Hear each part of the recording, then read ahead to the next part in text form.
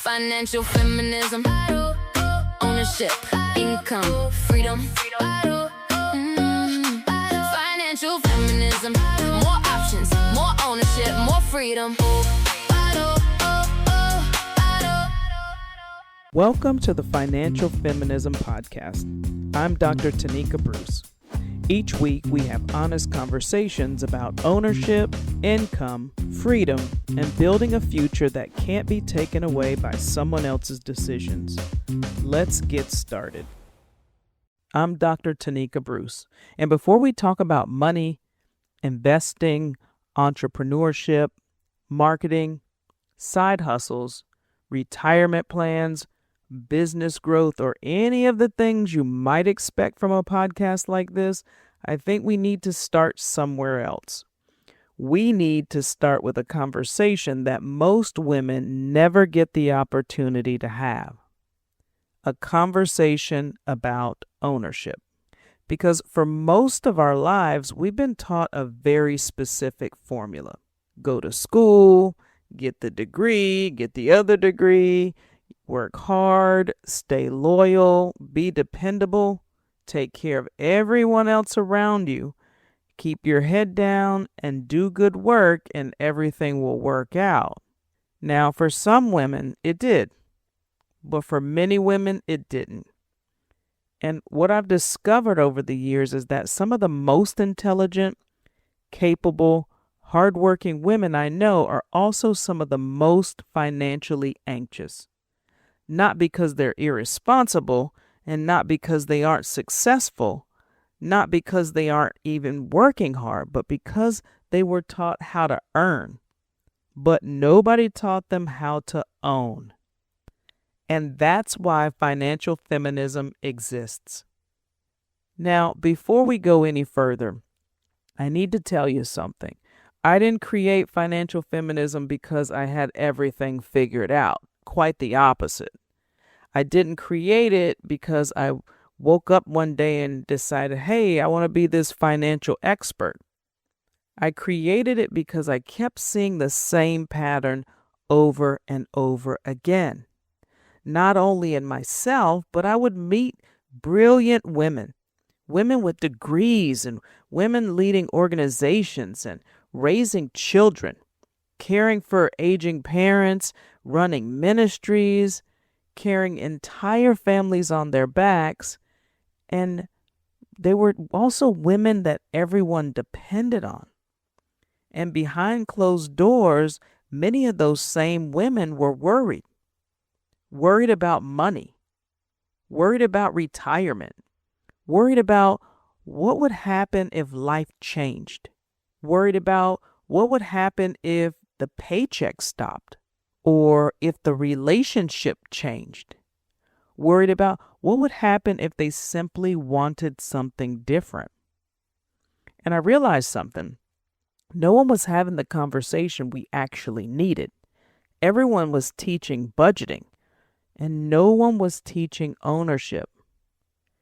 Everyone was talking about income, but no one talked about power. And everyone talked about surviving, but very few people were talking about creating options. And options change everything. So let me ask you a question. What would happen if your primary source of income disappeared tomorrow? No, not next year, not when you're ready, tomorrow. Would you panic? Would you have a plan? Would you know your next move? Would your life change immediately? Most women never ask themselves this question, not because they're irresponsible, but because life is busy. We're working, we're building, we're serving, we're caregiving, and we're solving problems. We're helping everyone else. And somewhere along the way, many women never get the opportunity to build something of their own. Not because they didn't want to, but because no one taught them that ownership matters just as much as income. This episode is presented by the Financial Feminism Circle, a weekly community of women building more ownership, more confidence, more income, and more options. Join us every Thursday at 8 p.m. Eastern Standard Time. Details are in the show notes. This episode is also presented by the Financial Freedom Scorecard. In just a few minutes, you'll discover where you are today and identify practical steps towards greater ownership and financial confidence. Download it free using the link in the show notes. Now, let me tell you something that should make every woman pause. There are women listening to this podcast right now whose mothers were alive when women couldn't access many financial tools without barriers or permission. Yes, you heard me. Women gaining independent access to credit is far more recent than many people realize. Think about that. Not ancient history, not 100 years ago, but living memory. For generations, women were excluded from conversations about money. They were excluded from property ownership. They were excluded from financial decision-making, from investment opportunities, and also excluded from positions of economic influence. And here's why this matters. Because when people say, just invest, or just negotiate, or just start a business, they often ignore the fact that generations of women inherited financial beliefs that were shaped by systems that weren't even built with them in mind. The financial system wasn't originally designed around women's financial independence. That's not an opinion, it's history. And while we've made incredible progress here, some of those messages still show up today. Don't ask, don't negotiate, don't talk about money, don't want too much, don't make people uncomfortable. But silence has never created freedom. Now, let's talk about something nobody seems to want to discuss: the middle class trap. Now, I want you to picture somebody. Maybe it's you, maybe it's someone you know. She earns good money, maybe $75,000 a year, 80, maybe even 85,000, maybe six figures. And she's got a respectable career. So people assume that she's doing fine, but she's exhausted. Too much income to qualify for help, not enough wealth to create options, paying full price for everything, then helping family, supporting children, funding everyone else's future, and quietly wondering why she still feels stuck. She's working harder than ever, yet somehow feels less secure. And maybe the question isn't, why isn't she earning enough? Maybe the question is, why has no one taught her the difference between income and ownership? Because income pays bills, ownership creates options. Income helps you survive. Ownership helps you choose. Now, there's another financial reality that women rarely discuss: the caregiver tax. No, it's not a line item on a tax return, but women pay it every day.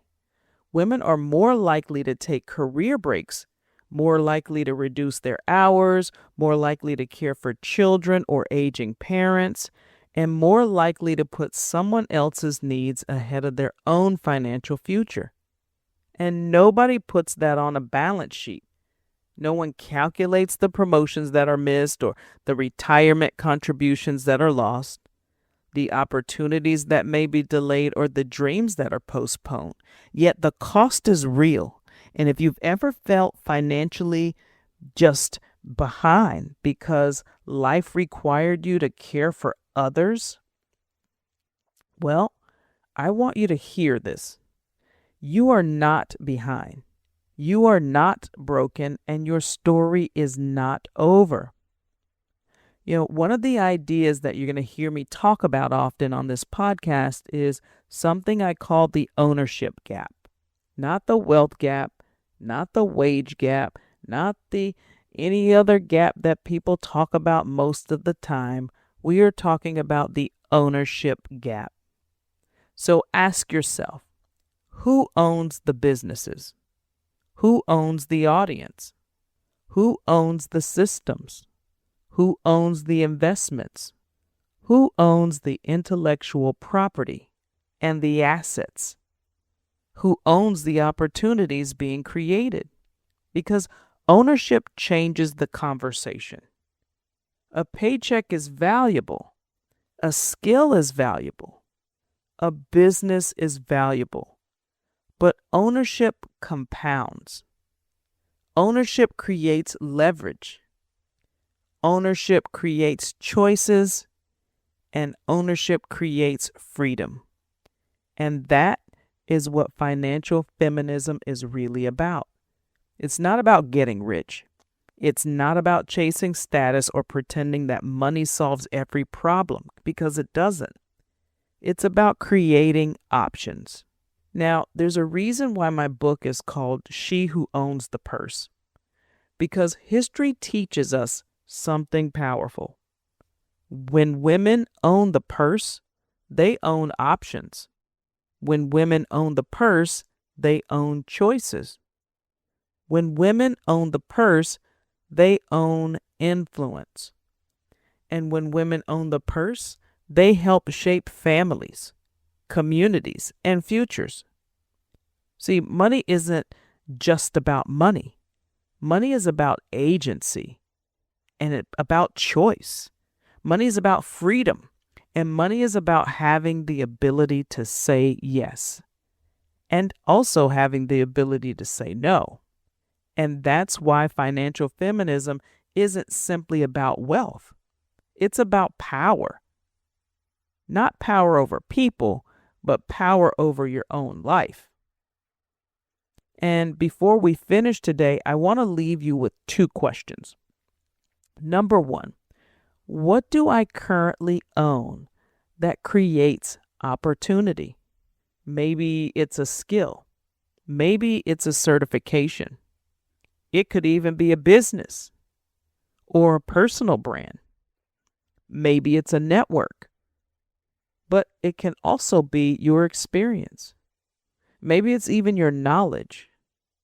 It could even be your story. The second question is, what am I building that can't be taken away by someone else's decision? Now, I don't want you to judge your answers, though. Just be honest. Awareness always comes before change. Thank you for spending time with me today. This is only the beginning. Every week, we'll have honest conversations about money and ownership and leadership, careers, entrepreneurship, marketing, visibility, confidence, and building a future with more options. And if this episode resonated with you, subscribe to the podcast, share it with other women, leave a review, and join us every Thursday evening inside the Financial Feminism Circle. Because this podcast isn't about getting rich, it's about becoming harder to control. It's about becoming harder to silence or becoming harder to overlook.